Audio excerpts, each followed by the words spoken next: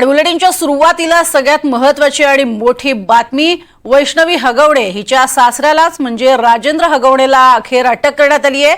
दीर सुशील हगवणे सुद्धा पोलिसांच्या ताब्यात आलाय। 7 दिवसांनंतर हगवणे पिता पुत्र गजाआड झालेले आहेत। सुरुवातीला आपल्याला कल्पना आहेच, या संपूर्ण प्रकरणामध्ये वैष्णवी हिची आत्महत्या झाल्याचं सांगण्यात आलं, मात्र नंतर तिच्या अंगावरचे व्रण पाहून पोलिसांना सुद्धा शंका आली आणि ही आत्महत्या नसून हत्या असल्याचा पोलिसांना सुद्धा संशय आहे। तसंच कसपटे कुटुंबानं म्हणजे वैष्णवीच्या घरच्यांनी हा आरोप केलेला होता आणि त्यानंतर आता दीर सुशील हगवणे आणि राजेंद्र हगवणेला अटक झाली आहे। अधिक माहिती घेऊयात राहुल कुलकर्णी यांच्याकडनं। राहुल, अधिक काय माहिती? बावधर पोलिसांनी आज पहाटे 4:30 वाजता त्या दोघांना अटक केले। त्या दोघांच्या अटकेचे तपशील अद्याप माहिती नाही की त्यांना कशी अटक केली, त्यांना कुठे पोलिसांना सोडावा लागला, कारण 4 जणांचं पथक म्हणजे 4 पथकं पोलिसांनी स्थापन केलेली होती आणि मग आपण बघितलं की वेगवेगळ्या राजकीय नेत्यांनी ते पथक वाढवा वगैरे असं म्हटलं। आता तोच प्रश्न आहे पुन्हा की माध्यमाचा दबाव, स्पेशली आपण ज्या पद्धतीनं अनेक प्रश्न विचारले, एनडीटीव्हीच्याच प्रश्नामध्ये हे पहिल्यांदा दिसून आलं होतं की बाळ आणि त्या संदर्भामध्ये शस्त्राचा वापर। नंतर आपण हेही विचारलं होतं की इतके दिवस हे फरार कसे आहेत, तर आता शेवटी त्यांना ताब्यात घेतलेलं आहे। बरं, ते राजकीय व्यक्तिमत्व आहे। हे राजेंद्र हगवणे जे आहेत त्यांच्या गावातही मी जाऊन आलो, तर ते राजकीय व्यक्तिमत्व आहे, गावामध्ये त्यांचा बऱ्यापैकी वावर आहे आणि असा व्यक्ती फरार होतो जो काही सराईत गुन्हेगार नव्हता, त्याला 7 दिवसानंतर त्यांना अटक झालेली आहे। तो दुसरा जो मुलगा ज्याला अटक झालेली आहे, खरं तर त्याच्याबद्दल गावामध्ये वेगवेगळ्या पद्धतीचे मतप्रवाह आहेत, पण तो नंतर शेवटी तपासाचा भाग आहे, कारण त्यालाही कुटुंबातनं बराच त्रास होता असं म्हणतात। आता ह्या तिघांनाच एकूण ह्या सगळ्या प्रकरणामध्ये हगवणे कुटुंबातले सगळेच सदस्य अटकेत आहेत। सासू अटकेत आहे, नणंद अटकेत आहे, दोन्ही मुलं आणि स्वतः राजेंद्र हगवणे अटकेमध्ये आहेत। आता ह्या 5ही जणांच्या अटकेमुळं एका प्रश्नाची उकल व्हायला मदत होईल, ते म्हणजे वैष्णवीचा हा खून आहे की आत्महत्या आहे, कारण अद्यापही पोलिसांनी ह्या सगळ्या प्रकरणामध्ये ह्या गोष्टीचा खुलासा केलेला नाहीये की जे कसपटे कुटुंबाचं म्हणणं आहे की तिच्या शरीराची व्रण पाहता आणि जसंही पोलीस आपल्या ससून रुग्णालयाच्या पोस्टमॉर्टम रिपोर्टमध्ये आणलंय की हा 20 ते 25 जवळपास तिच्या शरीरावरती खुणा आहेत, सगळ्या जखमा आहेत, तर हा खून आहे की आत्महत्या आहे याचं स्पष्टीकरण व्हायला आता मदत होईल। आणि ते एकदा सिद्ध झालं की याच्यामध्ये पोलिसांच्या प्राथमिक तपासामध्ये काय दिसतं आहे, तर मग गुन्ह्याचं स्वरूप बदलेल, अटक वॉरंटचे तपशील, न्यायालयीन प्रक्रियेचे तपशील बदलतील, एकूण गुन्ह्याचं तपासाचं स्वरूप बदलेल आणि मग महाराष्ट्र आता केवळ हुंडाबळी अशा मर्यादेमध्ये जे ह्या सगळ्या प्रकरणाकडे बघतोय त्याची व्याप्ती वाढेल।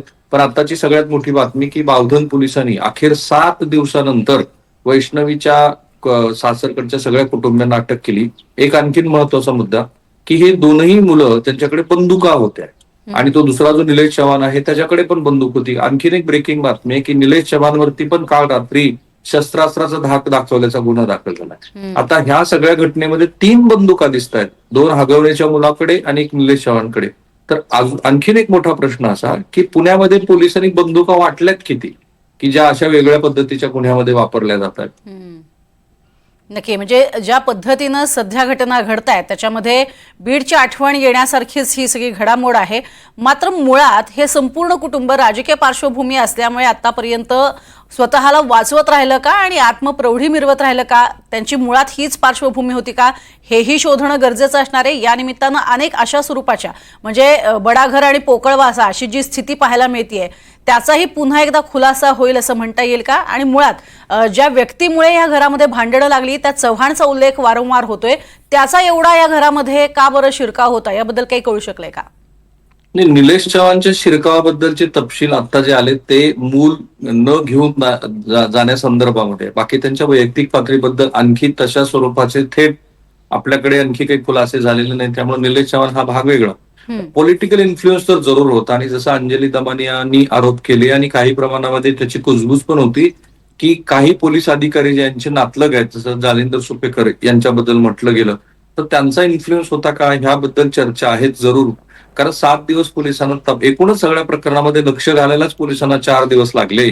जेव्हा आपल्या मुलाखतीमध्ये अनेक स्फोटक सगळे खुलासे होत गेले त्याच्यानंतर पोलीस ऍक्टिव्ह झाली आणि मग सगळ्या प्रकरणाचा तपास सुरू व्हायला लागला। एक तर निश्चित आपण म्हणू शकतो की पहिल्या सुनेनं जेव्हा तक्रार केली त्या तक्रारीची योग्य दखल घेऊन ह्या राजकीय क्षेत्रात वावर असणाऱ्या मंडळीच्या विरोधामध्ये पोलिसांनी योग्य ती कारवाई केली असती तर कदाचित आज वैष्णवी जिवंत राहिली असती. कारण पोलिसांनी तेव्हा ज्या पद्धतीनं पहिल्या सुनेला त्यांनी मारलं, मयुरीला, तर मयुरीच्या तक्रारीवरती कारवाई का केली नाही, इथून ह्या सगळ्या गोष्टीची चर्चा सुरू होते. जर तेव्हाच प्रोएक्टिव्हली पोलिसांनी काम केलं असतं तर कदाचित वैष्णवीला घरामध्ये हात लावताना या हगवणे कुटुंबाला अनेक वेळेला विचार करावा लागला असता. ते राजकीय दृष्ट्या बऱ्यापैकी इन्फ्लुएन्शियल आहेत. त्यांनी 2004ची विधानसभेची निवडणूक अपक्ष म्हणून लढवलेली. राजेंद्र हगवणे हे जिल्हा नियोजन समितीवरती सदस्य पण होते. त्यांचे वडील पंचायत समितीचे सभापती होते. हा मुलगा जो विद्यार्थी राष्ट्रवादी काँग्रेसच्या विद्यार्थी संघटनेचा पदाधिकारी आहे त्यालाही जिल्हा परिषदेचं सदस्यत्व मिळायचं होतं आणि म्हणून तो गावामध्ये हे कुटुंबीय बऱ्यापैकी सक्रिय सहभागी होते. वेगवेगळ्या सार्वजनिक कामामध्ये आर्थिक मदत करण्यापासून ते गावातल्या ग्रामपंचायतीवर कोणाचा ताबा असावा इथपर्यंत अशा बऱ्याच गोष्टी हगवणे कुटुंब करत होतं. आणि आज जरी अजित पवार म्हणाले की मी त्यांना फारसा ओळखत नाही, ते खोटं आहे. कारण त्यांच्या गावामध्ये भुकुममध्ये राष्ट्रवादी काँग्रेसचं संपर्क कार्यालय आहे, त्याच्यावरती घड्याळ चिन्ह आहे आणि भल्या मोठ्या अक्षरामध्ये राष्ट्रवादी काँग्रेसचा फलक आहे. त्यामुळं असं म्हणणं अजिबात बरोबर नाही. एक दोन गोष्टी मात्र आपण सांगितल्या पाहिजेत. काल काय सांगितलं की जे बाळ परत दिलं ते पोलिसांनी दिलं, तेही साफ खोटं आहे.